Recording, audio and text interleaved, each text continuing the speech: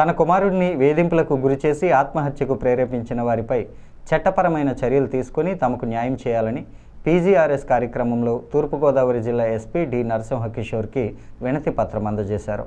ఆత్మహత్య చేసుకొని మృతి చెందిన యువకుడి తండ్రి రాజస్థాన్ రాష్ట్రం ఉగమ్మావాస్ గ్రామానికి చెందిన కాళూరాం.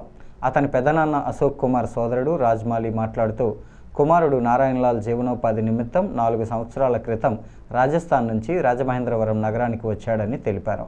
మొబైల్ రిపేర్ పనులు నేర్చుకొని 2025 మే నెలలో జై భవానీ మొబైల్స్ అనే పేరుతో మేదరపేటలో వ్యాపారాన్ని ప్రారంభించాడన్నారు.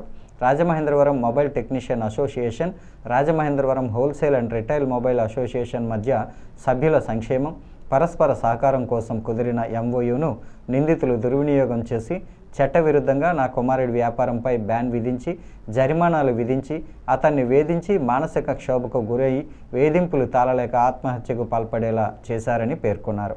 ఈ కార్యక్రమంలో విక్రమ్ వైష్ణవ్, జేతారాం, లక్ష్మీకుమార్, రన్ బోడారాం, జయంతిలాల్, ప్రకాష్ కుమార్, గోపిలాల్, కేతారాం తదితరులు పాల్గొన్నారు.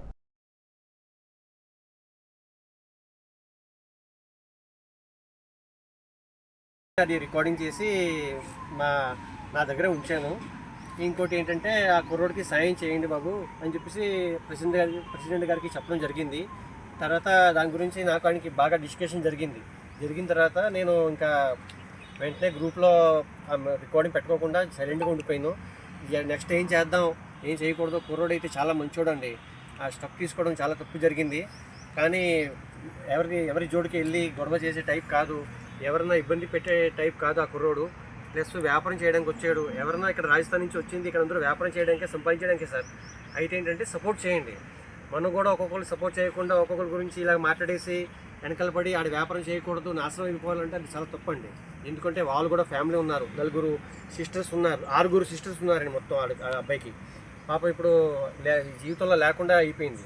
అయితే ఒకే కొడుకు, వాళ్ళ నాన్న ఇక్కడే ఉన్నారు. అయితే ఇలా చేయడం చాలా తప్పండి చెప్పేసి అంటున్నాను.